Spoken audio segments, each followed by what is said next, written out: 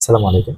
আজকে আমরা দেখব ২০২৫ এবং ২৬ সালের মার্চ পর্যন্ত কাজী নজরুল ইসলাম থেকে বিভিন্ন চাকরি পরীক্ষায় কি প্রশ্নগুলো এসেছে আরকি।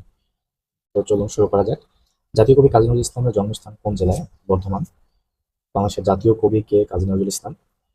কাজী নজরুল ইসলামকে বাংলাদেশের জাতীয় কবি ঘোষণা করা হয় কবে? এটা সঠিক উত্তরটা হবে ১৯৭২ সালে, কিন্তু এখানে সঠিক উত্তরটা নাই।